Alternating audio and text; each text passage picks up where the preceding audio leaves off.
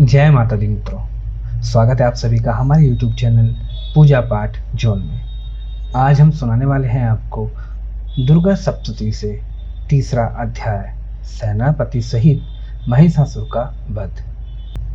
ध्यान। जगदम्बा के श्री अंगों की कांति उदय काल के सहस्त्रों सूर्यों के समान है। वे लाल रंग की रेशमी साड़ी पहने हुए हैं। उनके गले में मुंडमाला शोभा पा रही है। दोनों स्तनों पर रक्त चंदन का लेप लगा है। वे अपने कर कमलों में जप मालिका, विद्या और अभय तथा वर नामक मुद्राएं धारण किए हुए हैं। 3 नेत्रों में सुशोभित मुखारविंद की बड़ी शोभा हो रही है। उनके मस्तक पर चंद्रमा के साथ ही रत्न में मुकुट बंधा है तथा वे कमल के आसन पर विराजमान है। ऐसी देवी को मैं भक्तिपूर्वक प्रणाम करता हूँ। ऋषि कहते हैं, दैत्यों की सेना को इस प्रकार तहस नहस होता देख महादैत्य सेनापति चिछुर क्रोध में भरकर अंबिका देवी से युद्ध करने के लिए आगे बढ़ा। वह असुर रणभूमि में देवी के ऊपर इस प्रकार बाणों की वर्षा करने लगा जैसे बादल मेरुगिरी के शिखर पर पानी की धार बरसा रहे हों। तब देवी ने अपने बाणों से उनके बाण समूह को अनायास ही काटकर उसके घोड़ों और सारथी को भी मार डाला। साथ ही उसके धनुष तथा अत्यंत ऊंची ध्वजा को भी तत्काल काट गिराया। धनुष कट जाने पर उसके अंगों को अपने बाणों से बींध डाला। धनुष, रथ, घोड़े और सारथी नष्ट हो जाने पर वह असुर ढाल और तलवार लेकर देवी की ओर दौड़ा। उसने तीखी धार वाली तलवार से सिंह के मस्तक पर चोट करके देवी की बाईं भुजा में बड़े वेग से प्रहार किया। राजन, देवी की बाह पर पहुंचते ही वह तलवार टूट गई। फिर तो क्रोध से लाल आंखें करके उस राक्षस ने सूल हाथ में लिया और उसे महादैत्य ने भगवती भद्रकाली के ऊपर चलाया। वह सूल आकाश से गिरते हुए सूर्यमंडल की भांति अपने तेज से प्रज्वलित हो उठा। उस सूल को अपनी ओर आता देख देवी ने भी शूल का प्रहार किया। उससे राक्षस के सूल के सैकड़ों टुकड़े हो गए। साथ ही महादैत्य चिछुर की भी धज्जियां उड़ गईं। वह प्राणों से हाथ धो बैठा। महिषासुर के सेनापति उस महापराक्रमी चिछुर के मारे जाने पर देवताओं को पीड़ा देने वाला चमार हाथी पर चढ़कर आया।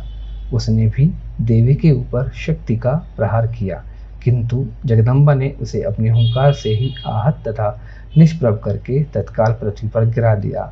शक्ति टूटकर गिरी हुई देख चमार को बड़ा क्रोध हुआ। अब उसने सूल चलाया, किंतु देवी ने भी उसे अपने बाणों द्वारा काट डाला।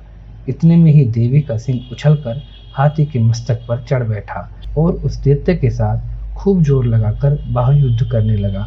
वे दोनों लड़ते लड़ते हाथी से पृथ्वी पर आ गए और अत्यंत क्रोध में भरकर एक दूसरे पर भयंकर प्रहार करते हुए लड़ने लगे। तदंतर सिंह बड़े वेग से आकाश की ओर उछला और उधर से गिरते समय अपने पंजों की मार से चमार का सिर धड़ से अलग कर दिया। इस प्रकार उदग्र भी शिला और वृक्ष आदि की मार खाकर रणभूमि में देवी के हाथ से मारा गया तथा कराल की दांतों, मुक्कों और थप्पड़ों की चोट से धराशायी हो गया। क्रोध में भरी हुई देवी ने गदा की चोट से उद्धत का कचूमर निकाल दिया।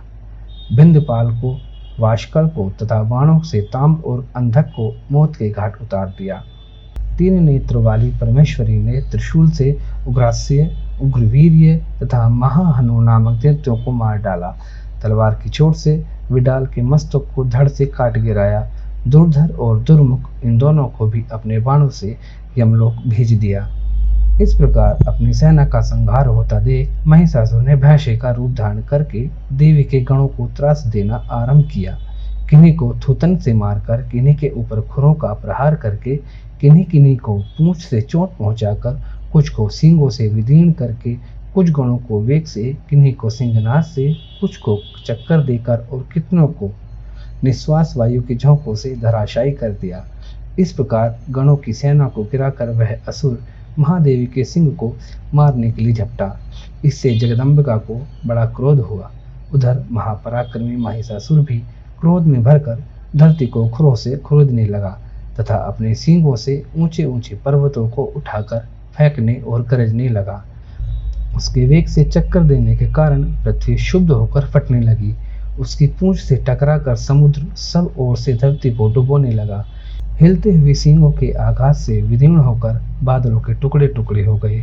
उसके श्वास की प्रचंड वायु के वेग से उड़े हुए सैकड़ों पर्वत आकाश से गिरने लगे। इस प्रकार क्रोध में भरे हुए उस महादैत्य को अपनी ओर आता देख चंडिका ने उसका वध करने के लिए महान क्रोध किया। उन्होंने पाश फेंक कर उस महान असुर को बांध लिया। उस महासंग्राम में बन जाने पर उसने भैंसे का रूप त्याग दिया और तत्काल सिंह के रूप में प्रकट हो गया। उस अवस्था में जगदम्बा जो ही उसका मस्तक काटने के लिए उद्धत हुई, त्यों ही वह खड़गधारी पुरुष के रूप में दिखाई देने लगा। तब देवी ने तुरंत ही बाणों की वर्षा करके ढाल और तलवार के साथ उस पुरुष को बींध डाला। इतने में ही वह महान गजराज के रूप में परिणत हो गया तथा अपने सूंड से देवी के विशाल सिंह को खींचने और गरजने लगा। खींचते समय देवी ने तलवार से उसकी सूंड काट डाली। तब उस महादैत्य ने पुनः भैंसी का शरीर धारण कर लिया और पहले की ही भांति चराचर प्राणियों सहित तीनों लोगों को व्याकुल करने लगा। तब क्रोध में भरी हुई जगन माता चंडिका बारंबार उत्तम मधु का पान करने और लाल आंखें करके हंसने लगी। उधर वह बल और पराक्रम के मद से उन्मत्त हुआ राक्षस गरजने लगा और अपने सींगों से चंडी के ऊपर पर्वतों को फेंकने लगा। उस समय देवी अपने बाणों के समूहों से उसके फेंके हुए पर्वतों को चूर्ण करती हुई बोली। बोलते समय उनका मुख मधु के मद से लाल हो रहा था और वाणी लड़खड़ा रही थी। देवी ने कहा, ओ मूढ़, मैं जब तक मधु पीती हूँ तब तक तू क्षण भर के लिए खूब गरज ले। मेरे हाथ से यहीं तेरी मृत्यु हो जाने पर अब शीघ्र ही देवता भी गर्जना करेंगे। ऋषि कहते हैं, यूं कहकर देवी उछली और उस महादैत्य के ऊपर चढ़ गई। फिर अपने पैर से उसे दबाकर उन्होंने सूल से उसके कंठ में आघात किया। उनके पैरों से दबा होने पर भी महिषासुर अपने मुख से दूसरे रूप में बाहर आने लगा। अभी आधे शरीर से ही वह बाहर निकल पाया था कि देवी ने अपने प्रभाव से उसे रोक दिया। आधा निकला होने पर भी वह महादैत्य देवी से युद्ध करने लगा। तब देवी ने बहुत ही बड़ी तलवार से उसका मस्तक काट गिराया। फिर तो हाहाकार करती हुई दैत्यों की सारी सेना भाग गई तथा संपूर्ण देवता अत्यंत प्रसन्न हो गए। देवताओं ने दिव्य महर्षियों के साथ दुर्गा देवी का स्तुति किया। गंधर्वराज गाने लगे तथा अप्सराएं नृत्य करने लगी। इस प्रकार श्री मार्कंडेय पुराण में सर्ववर्णित मनवंतर की कथा के अंतर्गत देवी महात्म्य में महिषासुर वध नामक तीसरा अध्याय पूरा हुआ। आशा करते हैं आपको ये पाठ अच्छा लगा होगा। हमारी वीडियो को आप अपने परिवार और मित्रजनों को शेयर करें जिससे उन्हें इस कथा को सुनने पर लाभ हो। मिलते हैं आपसे अगली वीडियो में, तब तक के लिए जय माता दी।